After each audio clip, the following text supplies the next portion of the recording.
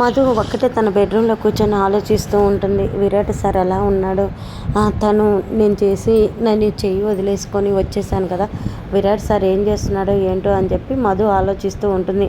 మధు ఆలోచిస్తూ ఉండగా ఇంతలోకి వరదరాజులు అయితే మధు రూమ్కి వెళ్తాడు.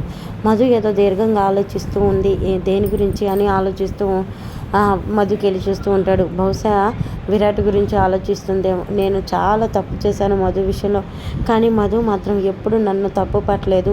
తను మాత్రం నమ్మకంగా ధైర్యంగా ముందుకు సాగింది. తను నేను ఎంత తప్పు చేస్తున్నానని తెలివిగా ఆ తప్పును బయటపెట్టి తను బయటపడింది. మధు తను కోరుకున్న జీవితంలోకి పంపించాలి.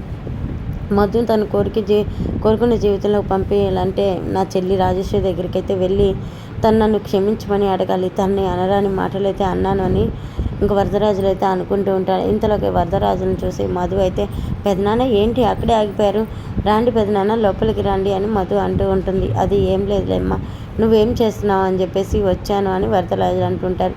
ఏం లేదు పెదనాన్న అంటే, అమ్మ మధు ఏం ఆలోచిస్తున్నావమ్మా అని చెప్పి వరదరాజులు అడుగుతూ ఉంటాడు. ఏం పెదనాన్న నేనేం ఆలోచించట్లేదు అని చెప్పి అంటూ ఉంటుంది మధు. లేదమ్మా, నువ్వు విరాట్ మీ బావ గురించి ఆలోచిస్తున్నావు కదా అని చెప్పేసి అంటూ ఉండగా, అది పెదనాన్న అని చెప్పేసి నీళ్ళు నవ్వులుతూ ఉంటుంది. ఎందుకమ్మా మధు నీ ప్రేమను నీలోనే దాచుకొని ఒక్కదాన్ని ఇలా బాధపడుతున్నావు చెప్పమ్మా అని చెప్పేసి ఇంకా వరదరాజులు అంటూ ఉంటే, పెదనాన్న నేను ఎప్పుడు నీ మాటకి కట్టుబడే ఉంటాను, నీ మాటకి నేను ఎప్పుడు ఎదురు తిరగను కదా పెదనాన్న, అలాంటిది ఈరోజు నాకు విరాట్ బావ కావాలి అని నేను ఎలా చెప్తాను చెప్పండి పెదనాన్న. మీకు అత్తయ్యకి పాత గొడవలు ఏమున్నాయో నాకైతే తెలియదు, కానీ విరాట్ సార్ అయితే చాలా మంచివాడు పెదనాన్న అని చెప్పేసి ఇంక వరదరాజులతో మధు అంటూ ఉంటుంది. అయితే నువ్వు విరాట్ని పెళ్లి చేసుకోవాలనుకుంటున్నావా అని వరదరాజులు అడుగుతూ ఉంటే, లేదు పెదనాన్న లేదు, మీరు ఎవరిని చూపించి పెళ్లి చేసుకోమంటే వాళ్ళని చూసి పెళ్లి చేసుకుంటాను అని చెప్పి మధు చెప్పడంతో వరదరాజులు అంటే, సరే అమ్మ నువ్వు రెస్ట్ తీసుకొని బయటకు వస్తూ ఉంటాడు. బయటకు వస్తున్న వరదరాజులను చూసి వాళ్ళ అమ్మ, ఏంట్రా ఇప్పటికైనా నీ మనసు కనికరించట్లేదా, మధు మనసులో ఎవరున్నారో నీకు అర్థం కావట్లేదా, ఏంట్రా ఏం చేస్తున్నావు నీకు అర్థమవుతుందా అని చెప్పేసి ఇంకా తన తల్లి అంటూ ఉంటే, నేనేం చేశానమ్మా అని చెప్పి వరదరాజు అంటూ ఉంటాడు.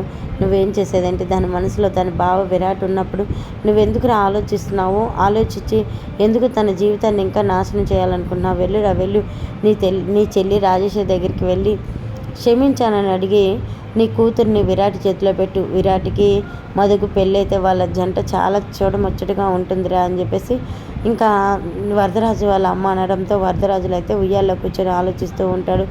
అమ్మ అన్నది నిజమే కదా, నేను ఖచ్చితంగా మధుకి మంచి జీవితం ఇవ్వాలి, అలాంటిది మధు జీవితాన్ని నేను ఒక పెళ్లి చేసి చాలా తప్పు చేశాను. ఇప్పుడు మధు అయితే తన మనసులో విరాట్ సార్ ఉన్నారని చెప్పకనే చెప్తుంది.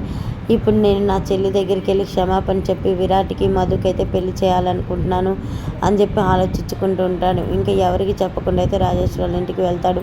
రాజేశ్వరి వాళ్ళ ఇంటికి ఇంకా వరదరాజులు వెళ్ళడంతో రాజేశ్వరి అయితే ఒక్కసారిగా షాక్ అయిపోయి హలో మీరా ఏంటి ఇలా వచ్చారు, మా ఇంటికి వెళ్ళి మళ్ళీ వచ్చారు, మళ్ళీ ఎవరు నన్ను అరెస్ట్ చేయించాలా అని చెప్పేసి చాలా ఎటకారంగా మాట్లాడుతుంది. తన అన్నయ్యని చూసి, అమ్మ నన్ను క్షమించమ్మా, ఇంకా నువ్వు నన్ను క్షమించట్లేదా, నేను చేసింది తప్పు అని నువ్వు అనుకుంటున్నావు అమ్మ చెప్పమ్మా అని చెప్పేసి ఇంక వరదరాజులు అంటూ ఉంటాను. మీరు చేసిన తప్పు కాదన్నయ్య, ఘోరాలు మీరు చేసిన ఘోరాలు 1 కాదు 2 కాదు, మీరు చేసిన నేరాలు 1 కాదు 2 కాదు, అయినా కానీ మీతో నేను మాట్లాడాల్సిన అవసరం లేదు, దయచేసి ఎట్నుంచి వచ్చారో అట్నుంచి వెళ్ళండి అని చెప్పి రాజేశ్వరి అంటూ ఉంటే, నన్ను క్షమించమ్మా, ఇది ఒక్క మాట తప్పితే ఇంక నేను ఇంతకు మించి నేను ఎలా బతినాడాలో నాకు తెలీదు. అక్కడ మధు విరాట్ కోసం చాలా బాధపడుతూ ఉంటుంది. విరాట్కి మధుకి పెళ్లి చేద్దామమ్మా అని చెప్పేసి వరదరాజులు అయితే అడుగుతూ ఉంటాడు. ఆ మాటకి విశాలాక్షి అయితే అక్కడికి వచ్చి, చేస్తారు, ఇన్నాళ్ళ నుంచి ఇంటికి కోడలు అవ్వాలనుకున్న నా కూతురు స్థితి ఎటుపోతుంది, దాని కన్నీళ్ళు ఎవరు తుడుస్తారు, ఆయన మధ్యలో వచ్చి నా కూతురు మధు విరాట్ని ప్రేమిస్తుందా అంటే ఇవన్నీ కుదురుతాయా, అసలు ముందు మీరు బయటికి నడవండి అని చెప్పేసి ఇంకా విశాలాక్షి కూడా అంటూ ఉంటుంది.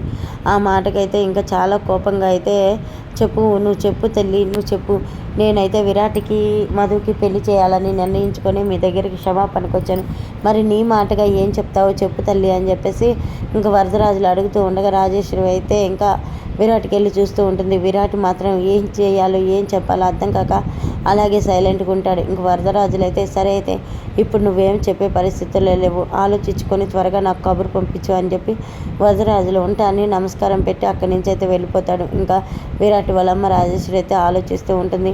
తను కోరుకున్న జీవితం తన కొడుకు ఇవ్వకపోతే తల్లిగా నాకు అర్థమే ఉండదు కదా. నా అన్నయ్య నా ఇంటికి వచ్చి క్షమాపణ అడిగి మధుని నా ఇంటికి కోడలుగా చేస్తానన్నప్పుడు నేనెందుకు ఆలోచించాలి, మధుకి విరాట్కి పెళ్లి చేయడం మంచిది కదా అని చెప్పి ఆలోచించుకుంటూ ఉంటుంది. మరి చూద్దాం తన నిర్ణయం ఏం చెప్తుంది ఏంటని. ఇదంతా మధు అయితే నిద్రపోయి కలగంటూ ఉంటుంది. ఇలా జరిగితే బాగుండు కదా, నా జీవితం బావతో ముడిపడితే బాగుండు కదా అని కలగంటూ ఉంటుంది. ఇంతలోగా ఏం జరుగుతుంది ఏంటనేది నెక్స్ట్ వీడియోలో చూద్దాం. చూసారు కదండి, వీడియో నచ్చితే తప్పకుండా లైక్ షేర్